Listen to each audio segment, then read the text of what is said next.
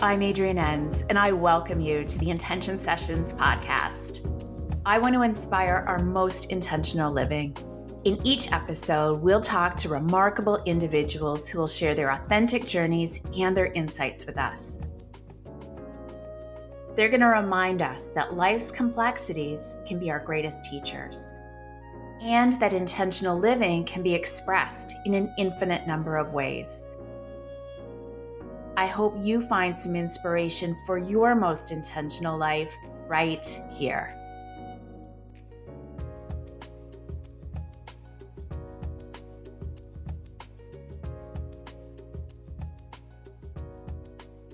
Today on the podcast, we have with us an amazing educator and my dear friend, Allison. Amy has been an elementary school teacher with the Greater Essex County Board of Education for 21 years.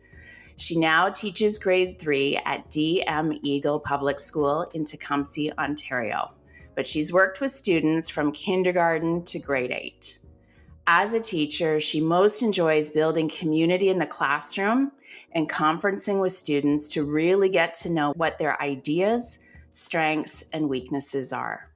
She passionately believes that student voice and choice can lead to success. She has 3 kids of her own, ages 11, 12, and 16, who are learning to be amazing global citizens. As a family, they enjoy giving back to their community in a variety of ways. We're going to hear about those. And they consider community service as important as any extracurricular activity, and the kids can be a real part of that.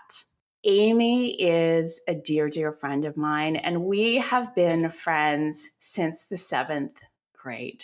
And I was, as many of you know, in August, I'm just thinking ahead to September and back to school. And it's a huge transition for all of us. So kids, parents, educators, and it's also just a new beginning for lots of people. So I really wanted to get the perspective of someone who I consider to be a really mindful and intentional educator. And Amy just immediately came to mind. So Amy, I just want to thank you for joining me today.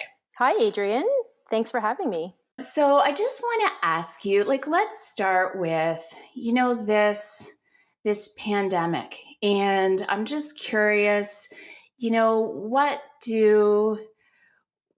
do you think everybody is feeling right now in the middle of the summer about, what's happened in the spring, what's happening now, and what's to come? Or where are you personally? Well, personally, I'm feeling so we've had this journey, and I think most people can identify with my journey from the beginning, the fear at the beginning and the anxiety, and all the different stages of being worried for your family and your own health, and then worried about the kids and how they're transitioning from going to school to online learning, and then for me, online teaching, and then for my husband, Jonathan, working at home. So, March was quite a month. Lots of steep learning curves and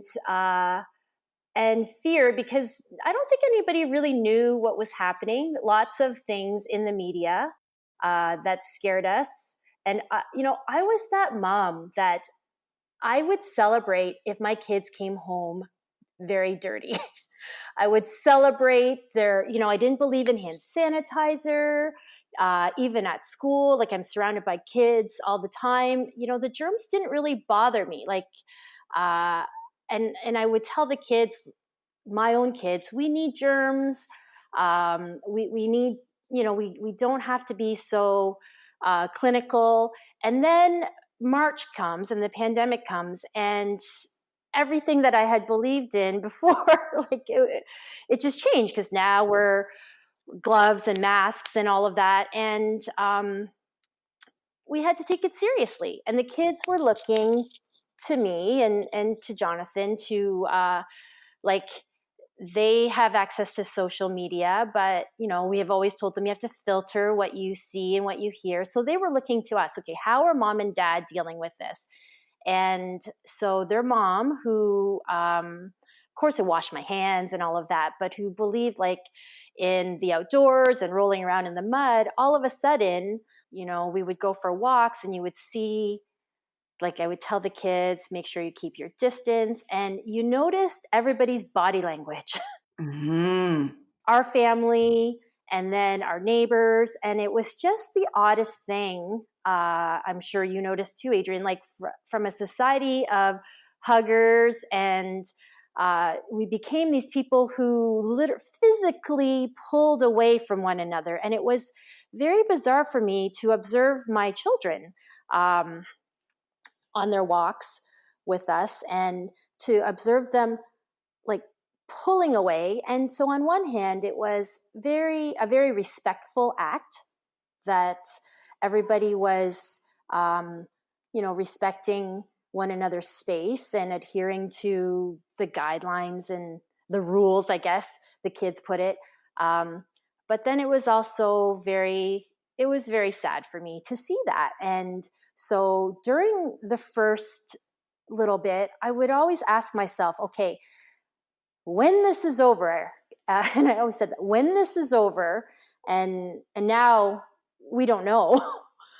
There's so much uncertainty, but I would always think, when this is over, how am I going to undo this?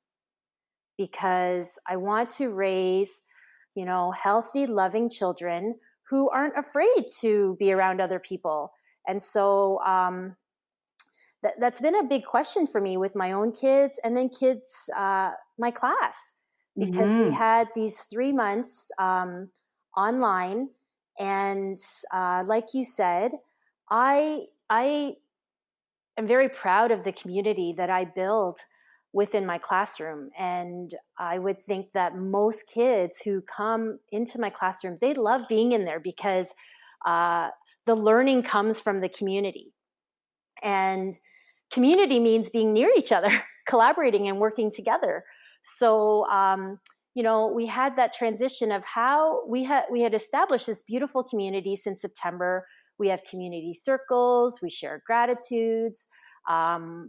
Almost all of the learning within my classroom is in small groups or through conferences with me.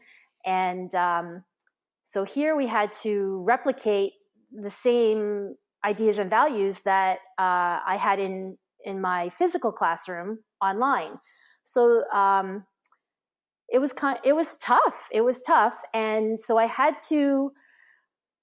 There was a shift where I had to remind myself that so it's online, and you've been doing this for 21 years, but now you are at year 1 again. Yes. It's like all my experience out the window, but actually not out the window. So after I got over that, it was, coming up with a plan. How do I encourage the kids and to participate online? And the first part of that was to make that visual connection. So there was a lot of news about teachers and, different learning styles, different teaching styles. And just like in the physical classroom, we all teach differently. And my way of teaching, I had to see the kids. I had to make, we were told, be sure to make contact. And some teachers didn't feel comfortable with the face-to-face interactions. But I had to get online with those kids, not just, we emailed and we had our platform that we used to post assignments, but I had to see them. So we had face-to-face interactions, one-to-one, the kids had with me. The kids had small group, and then we would have these full class interactions. They were chaotic. It was crazy at first, but it's amazing when you set out the parameters, I taught them when you get on, like the first time they got on, they would all say hi to each other, of course, talk all at the same time, just like they would in the classroom. And but after, a few visits online, they started to learn that, okay, this is how we are respectful, just like we are in the classroom. And I would discipline them. Like, so imagine how awkward it is for me as a teacher. The parents are in the back and I'd say, so-and-so's talking. You should stop and listen and stop bouncing around. And they'd be like, oh, I just got The in parents trouble. were probably grateful. They're like, we need her in our house all the time. So, and then, they were great 8-year-olds who managed to get on for these, Microsoft calls, Teams calls, and they maneuvered them and they muted each other and they learned the chat. And so it's just amazing how much they can learn. And that, I think, helped them because there was just like a structure to our learning. They knew that the assignments were posted. They knew what was expected of them. And then they knew they could reach me. And sometimes I had to be clear because one kid did call me at 11:59 at night. I was like, it's too late. Yes. But rules that you never thought you'd have to make. That's right. But they needed, the structure. And once they knew that this is on Mondays, we're going to have this call. On Tuesdays, we do this. And it was set out for them, their schedule. And the majority of the class was able to work with that. Now, there were some kids who it just didn't work out for them. And in talking with the parents, some parents made a choice. They said, this is not for my child. And I totally understand because like I was saying, different learning styles. And so I would tell them, this is what we're learning. We're learning fractions. Okay, we would prefer to bake with them. Okay, then make sure you use these tools, use this type of language. So parents did what worked for them and they do look to the teachers. So, I'm not the administrator. I didn't give them permission, but I'm also like, I'm not going to tell parents what they can or can't do. I was there to guide them. And if they felt that was what was best for their kids, and I said, I support you and I'm still here if you need me. There were other parents who, I had heard from many people that they were very stressed out about the due dates and the amount of work. And when I spoke to some of the parents, they would explain to me their situation. We're working from home. We don't have, like, even the kids I taught were 8 years old, but then you have families who, you might have an 8-year-old and then younger siblings. And once you hear the story, I would tell parents, let's worry about how your child is doing, your child's mental health, your child's happiness, and we'll get them caught up. And I had parents say, can we submit stuff in July? Yes, you can. I will look at whatever you submit. Because it was just certain kids needed to work at their own pace. And then the parents were able to teach or help them when they could, because not everybody had the luxury of staying home. Even though we were in quarantine, there were many people who were still going out. Our frontline workers were out there. We live, I live in Windsor, so it's a border city, and we had some people who were still traveling over to the States to do their jobs. So it was a very busy and stressful period for some families. And then for our family, because both parents were at home, our kids they're at independent ages, 11, 12, and 16. They were able to log in, do what they needed to do. They barely asked us for help, but we still had to check in once in a while because some weeks were very quiet. It was like, what are you doing this week? Yes, we had some of those weeks too. I was like, it's now, it was enjoyable, and now it's unusually quiet. Mm-hmm. yeah, uh, so from a parent and teacher perspective, I think that's where I think most people in my circle were feeling, just everywhere, all different stages of anxiety and comfort on different days. Absolutely. And what I hear you saying is, well, number one, I just admire the way you and I saw it with my own kids' teachers just really innovated. Yes, and the kids' mental health came first and it was very collaborative and supportive. And I admire your conversations with the parents too, because I just hear too in that, like it's all stress, right? The whole Mm-hmm. situation is stressful. Deadlines are stressful. Uncertainty is stressful. So, how do we deal with all of this? And just I imagine your listening just makes all the difference, and just no firm deadlines. And we just care about the kids. So, I just think it's awesome.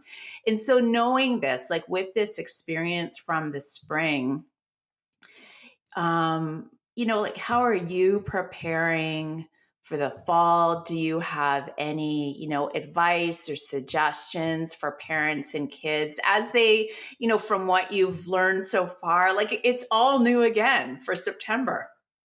Yes, and I'm sure you've seen in the news that the different school boards, especially the Toronto School Board, they've put out drafts of what they think September could look like, and but to me, they are just drafts because we don't know.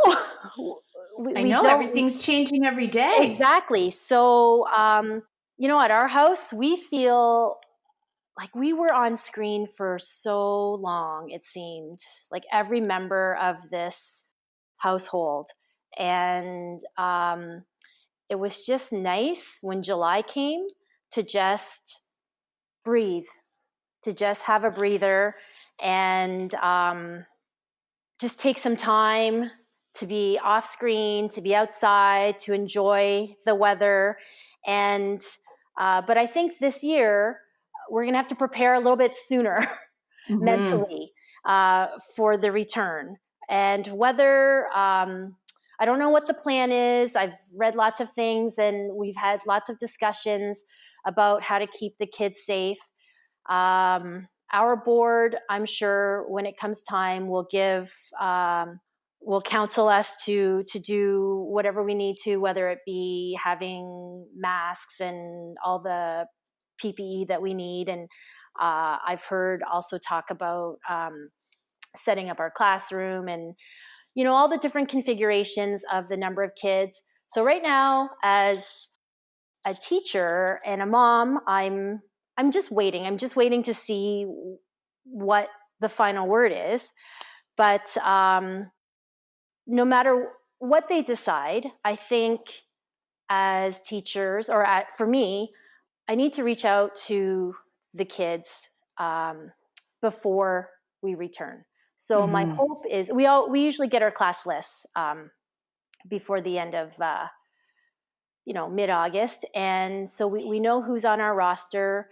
And in the past, you probably would not have reached out to your class in the summer, but it's a different world right now. Like even the past 3 months, like now the kids have my email, they can access me, have access through our Microsoft Teams. Parents know, like our Edsby platform that we use to deliver our programs, they know how to reach me. And I think for me as a professional educator, just have to be a little bit more open to that, uh, Hmm. to them reaching out. And then, so my hope is to reach out to the families before school starts and hear their stories, get an idea of how they're feeling, and allow them to just tell me. And hopefully, that will give me an idea of who has been struggling. And the school boards have great resources. We have social workers. We do have professionals who we can match to students. And I think many parents don't know who to reach out to. And if I can reach out to students and parents in advance, then we can match the resources to the risk that is there. And so that will be my, aside from all the physical things that I think we'll have to do with masks and distancing in the classroom. Mentally, that's how I'm hoping to reach the kids and the parents. And I, like you said, when I had interviews with parents this past spring, many of the parents didn't talk about their kids' progress. It started off, of course, that's why we're having these interviews, but the parents just wanted to be heard. They had concerns about the pandemic, about everything, just their frustrations, and they just wanted to be heard. And if it means that reaching out means that student, like we have a small school, so most of the students know me, but I think it just makes people feel safer when they know that okay, my kid's going to be in the class with this person, and she's really trying to do the best for them. Absolutely. And that I just feel like all the kids are in this together, right? It's Mhm. not like when someone's left behind. So I find it very encouraging too, like to hear that kids' mental health is such it's been an increasing priority over the years, but particularly now. And it's so important for the kids to realize that, like you said, they are not alone. And there's, like, we talk about that stigma. Right now, everybody, every single person has something. And so, most kids won't come out and tell adults how they're feeling. So you need to ask them. And they do take cues from parents, because I think many kids see the stress and the anxiety that parents and adults in their lives have been feeling from the situation. The adults are dealing with jobs, being laid off, businesses closing, or caring for their parents. There are so many, and then the loneliness, like the kids are feeling lonely, the parents are feeling lonely. So I sense that many of the kids don't want to worry their parents. They feel like, okay, if I talk to my mom and dad, I'm going to burden them. So we have to kind of open that conversation to allow the kids to tell us how they're feeling. And they don't need to know that you're perfect. The kids would always know, oh, mom's got her glass of rosé and her little bowl of chips. So I think they're feeling better because I've stopped eating the chips. But like, they don't need to know that you're perfect. So like, I tell my kids, like, this is very stressful for me. And so it's okay if you're not feeling stressed out, or if you are feeling stressed out. And we really are. It's just, we're different ages, but we're feeling the same thing. We're feeling strange because we're wearing masks. We're feeling odd because we can't hug our friends. Just reintroducing the kids. Like, now we're in, the different phases of reopening, and just getting them to see their friends again. Like the first time when Sebastian saw his friends, you had to kind of cue them. Okay, you can play now. Like, because they just stood Yeah. there. It was, like 3 months is a long time. Very interesting journey for kids and adults. But in this instance, I think we were like the kids, because you know we didn't know much either. We're all literally in the same situation, and but as adults, uh, they always look to us to open those conversations. So giving them that license to have those meaningful conversations that, I'm not feeling so great today, and that's okay. Yeah. And I'm just curious because when I hear you saying this, I think sometimes for kids, it's hard for them maybe to even articulate how they're feeling. And Hmm. then when I'm thinking of that, I'm like, it's hard for a lot of adults. Hmm. So as an educator, do you have any advice for, like if it's hard for somebody to initiate maybe a conversation specifically about feelings, is there another way or are there other ways to approach it? With kids, well, Yeah. so one thing that we always do, it's very simple at our house. Every day at dinner, we do roses and thorns, and they they would tell one or two things that they really loved about their day, and then one or two things that wasn't great about their day. And during pandemic, a lot of times it was things that they were worried about. So um, because it was about that day, these things became very specific.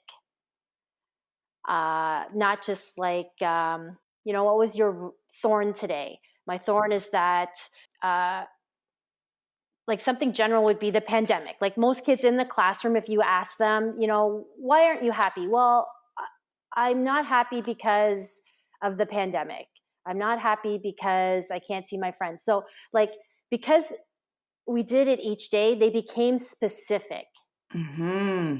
I'm not happy because when I was online, so and so, it was a very awkward conversation because this person wasn't paying attention. So, like, instead of being like, and that's why I moved to roses and thorns, because when the kids used to come home, I'd say, how was your day? It was fine. Yes, It I've wasn't had that great. conversation Yeah. many times. That's why I'm asking because Yeah. sometimes even we are just like, well, I'm feeling off, and Hmm. it's like, yeah, we need to kind of, yeah, go in these different ways. So I think that's fantastic. So the roses and thorns also allow you to ask them, so give me an example. Like, even if they say, my thorn today was that I was feeling sad, so give me an example of what made you sad. And so I do that in my classroom often. We did it online when we had our Teams meetings. Often it was our way to end our week. We would have exercise time. I would Yeah. do like exercise classes, and then we would just have our little community circle online, and they would tell me about their roses and thorns from that week. So it was, just moving away from the general to the specific, so you could really get them talking about what was bothering them in a short period of time. And I find that helps. That's useful to use that. I think it's a great suggestion. And I feel like I'm going to state the obvious here, but I think as parents, it's also like when we ask these questions, just then really being present to take the time to listen, like Yes. especially when we're stressed out and there's a lot going on, our mind can be elsewhere. And these conversations could be a minute, 5 minutes, 10 minutes, an hour, but just really being present. So those kids, we all just want to be heard, Mm-hmm. right? So just so Mm-hmm. their feelings are validated and then they get used to like sharing this kind of information with us because this is the relationship we want to establish. Exactly. And everybody needs their turn. And we've had many Yes. conversations where the kids will come out and say, hey, it was my turn, because somebody will share something and somebody else will say, oh, yeah, I did this too. And so we're a little bit strict about, okay, it's not your turn right now. Please be quiet. And so sometimes I have to remind myself too, your dinner table is not the classroom, but everybody does need their turn Yes. to share. And I'm really big, and I even did this when we were online, on eye contact. That when someone's talking, please be sure that you are present and you're looking at them. And I know it doesn't work for all kids, because some kids have a very hard time making eye contact, but I do try to remind them, even when you're online, if someone's talking, look at the screen. Look at the screen so they can know that you're listening. And same with the dinner table. If someone is sharing, try to look at them. And I get those reminders too. Mom, I just told you something and you didn't even listen to me. You're not looking at me.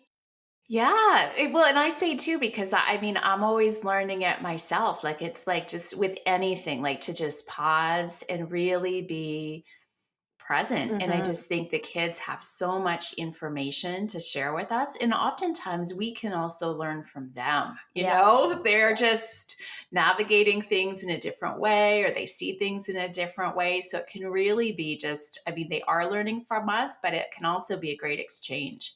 For sure. And I feel that our family, we were so lucky because, I guess one of my wishes uh, was to have time. And I finally got this time during this pandemic. And so being present, uh, it was pretty easy for us because we were literally present all together every day. And so we had some great conversations. And for our family, it was a little bit of, we have our oldest who is going into grade 12, going away to school soon. And so I just felt that was just like a little bit of extra time that I got to have some extra conversations and just spend that time with the kids, really being with them. I felt the same way, like in an odd way. Yeah, as kids who are teenagers, it was just like, and we're often just busy, everybody has their own schedule and lots of commitments. And while those are all great and amazing, it was just like this gift of time of really just slowing down and Exactly. enjoying each other's company, and not enjoying it, but mostly Yeah, enjoying it. exactly.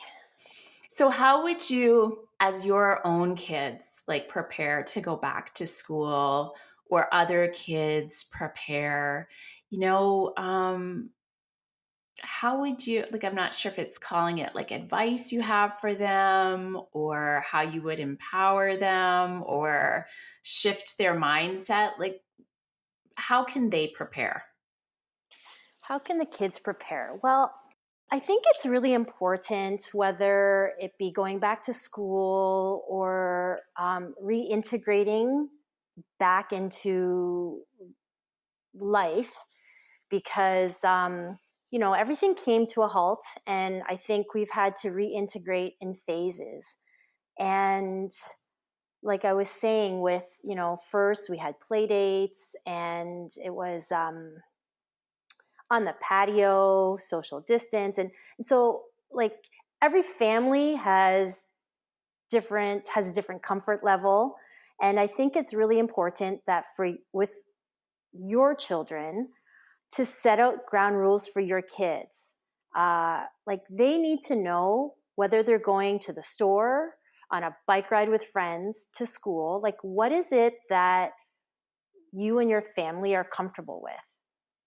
And they need to be able to voice that and advocate for themselves. Because I know that there are kids in our community who they did not social distance. Their families were very comfortable, and we had to have these discussions with our children that if that is what their family is comfortable with, then we have to be respectful of that. So what are we comfortable with, and what are the tools that I'm going to give to you kids, like, or you're going to take for yourselves when you go out there? So now I think things are starting to become like, the masks are now the norm.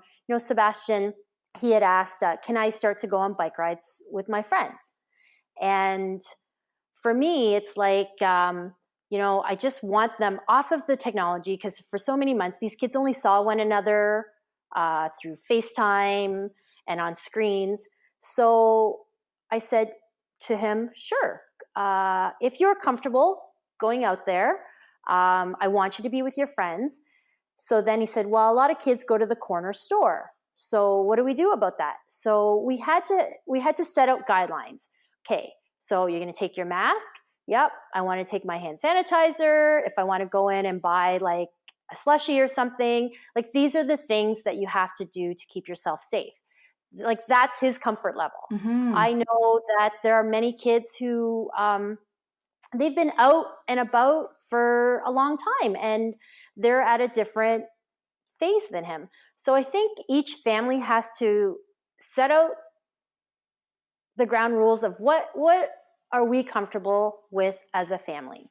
And I know the schools will have guidelines, and they will tell parents they're working on they're working really hard right now to, things aren't going to be published until like we said at the beginning, there's uncertainty. So they could have all of this written out and planned, and then we might have to go back into quarantine. We don't know. So my hope is that when I start in September, I'm going to go in with the idea that, there's a possibility that we might be online again. So one of the things that parents can do to help their kids is to make sure that they're comfortable with the technology. Mm-hmm. Help them. I had the kids typing is not something we teach in school now. There's no time for that. But I had Sebastian learn.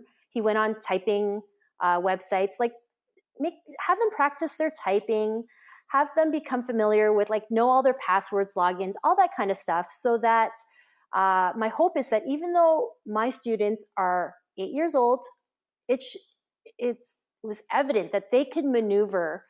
The majority of them can maneuver the platform that we use. And so I'll probably start with some hybrid form of, even if we're in the classroom, we're going to learn, but let's learn how to submit our assignments online. Let's learn how to make sure that we know how to log in, make sure we know how to type. So the transition is a little bit easier for them. Makes so much sense. Like I just hear just whatever small steps can create a Yeah, little more ease, whatever, as exactly. somebody who hates passwords, that list has really reduced my frustration. And the other thing, and you kind of just started to go into this, but I know from our previous conversations that as a teacher, as an educator, the classroom can already be a challenging and stressful place on the best of days. So Mm-hmm. I'm curious, for teachers who are listening and maybe they're feeling anxious, and I know I don't want to put you on a pedestal. I know it's not about being perfect, but I'm just curious, if you could share, how do you keep your own mental health in check, and how are you preparing to, deal with this extra layer of challenges? Well, if you talk to my family, they will say that I'm a very heavy breather. When they tell you to take deep breaths, I literally, I take very deep It's good breaths. for you. It's good for So you. uh, Grace, my daughter Grace, always says, "Oh, you're very annoying to do yoga next to, because I just let it all out, and it's great." But well, I guess you've known me a long time, Mm-hmm. and um, in everything that I do, I believe I always ask myself this question: what is the purpose? Why am I doing this? What is the purpose? And um, that guides me in pretty much everything I do. What is the purpose? Why am I doing this? Is this something that I really want to do? Is this something that I really need to do? And yeah, I just feel that it just helps me to clarify, when I'm feeling like I'm overwhelmed, I ask myself, what is the purpose? And it cuts away some of the things that are not necessary. So if I'm planning a lesson, and at the beginning, I was trying to put all this technology together to present it to the kids. I wanted them to be engaged. I wanted to impress them with like all my graphics and emojis and all of this. And then I had to ask myself, what is your purpose? Okay, so the purpose today is that I would like to teach them fractions in a simple, clear, and meaningful way. And so then I thought, okay, I'm just going to get my whiteboard. And as I'm FaceTiming with them, I'm going to draw pizzas and chocolate bars because our class loves talking about food. And they actually did very well on their fractions unit because we spent 3 weeks talking about pizza and chocolate bars with my little whiteboard. And I would make these very simple videos. So I guess, yeah, keeping things simple. So asking yourself, what is it you're trying to achieve? And then, if you can do it and go the extra step, wonderful. But sometimes to achieve what you need to, you just need to pare it down and give them the basics. And this year for me, like online, thought, okay, all the bells and whistles that I usually add, maybe now's not the time for it. Maybe September will be, but this past little while wasn't the time. And I think I delivered a pretty good program and kept myself calm most days. There were lots of video outtakes and discards, but most days the lessons turned out pretty well by keeping it simple. Yeah, I think simplicity is huge. And I imagine that like when you're doing it for a class or for anything else, it's also like there's enough stress, right, in normal life. And then there's this extra layer of stress. So we don't need to create even more. Exactly. So it really does come down to like basic communication. And it doesn't surprise me that you have a class that loves to talk about food. No, not at all. And the other thing that's always helped me in many of my struggles to keep me sane and also our family is to shifting from ourselves to others. I've about my community service, and I have to admit that a part of that is kind of selfish because it makes me feel so great. And when you immerse yourself into helping other people or being out in the community, it encourages our whole family to look outside of ourselves. And throughout this time, we did have some days where it was, we just felt like it was really tough. But then, when you start to look at what you can do for others, you start to realize, okay, it's not so rough for me. And, our community service changed a little bit during this time because obviously we couldn't get out into the community. The kids usually, they play piano at the senior home once a month. Well, they weren't allowed in there. So, I would tell them like, just shift your thinking. What can you do? Okay. So then it became making posters to send, making a video of their piano playing to send out. Their projects became different. Like Remy made masks. She made so many of them, and we just left them in our mailbox in Ziploc bags, and whoever needed them would come and pick them up. The kids have done many activities where they've had to they've raised money. So the idea of, okay, how do you raise money during a pandemic? And but it's amazing. Like social media, Sebastian collected golf balls, he cleaned them. We put it out on social media, took orders, then we delivered them. Like just little things. And then he was able to donate that money to a homeless shelter. So just little acts of kindness, really, it deflects from how badly they're feeling to remind them like, hey, there are people who need some help out there. Grace, she did porch drop-offs of cookie dough, and she made so much cookie dough. normally we would make the cookies and bake them and drop them off. But, they reminded me, well, nobody wants to eat our cookies. And if we bake them and give them away, people just throw them away. So then it became, okay, we'll make these little perfect logs with little messages and drop them off, and then people can bake them and all our germs will dissipate and it'll be great. And it was.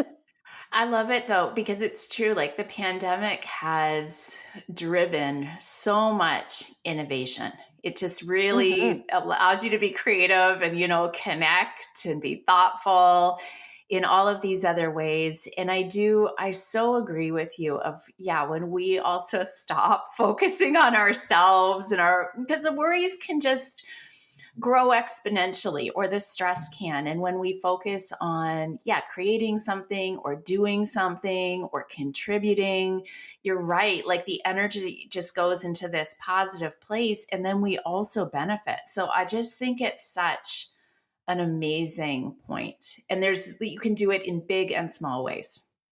Exactly. Amazing. Amy, I just want to say thank you so much. I just feel like there are so many good nuggets here. And I just want to ask you, and this could be like as an educator, mom, personally, like whatever is coming up for you, if there are any, kind of final words that you want to leave with people as we enter this next phase, I welcome you to share that.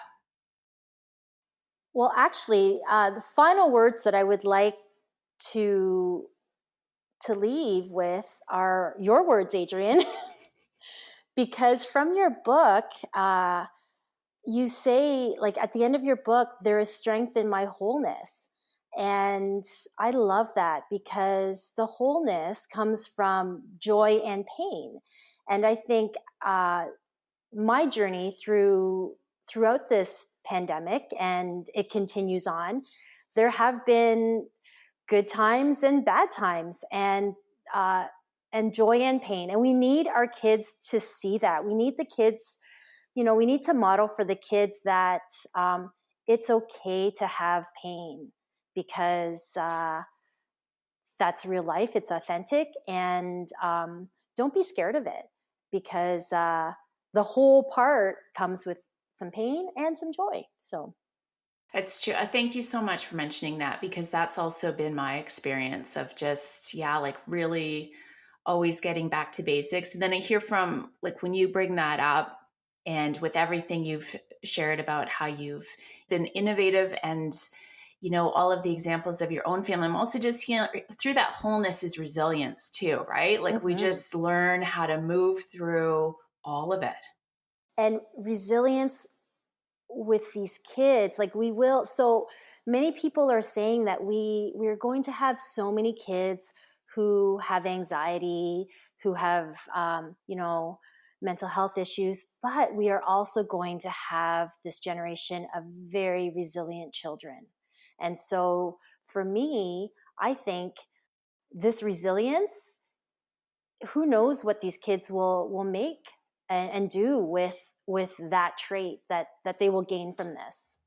It's so true. And when I think about that, I'm like, we also need them, right? We need their generation to be resilient and Yes. creative and to drive a lot of change. So, And they will. Amy, thank you so much.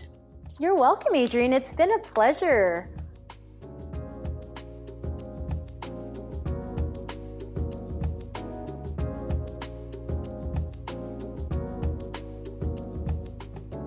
Thank you for listening. May some of the wisdom shared here inspire your most intentional living. For more information about this episode, this podcast, intentional living, and my work in the world, please visit mayyouknowjoy.com. You can also find my May You Know Joy and Seeds of Intention cards there, and my book, Intentional Days. You'll also find details for the Intentional Days membership, where you can gain access to a thriving community of intentional souls and lots of regular inspiration. I've got you covered. Until next time, I wish you great joy and many intentional days.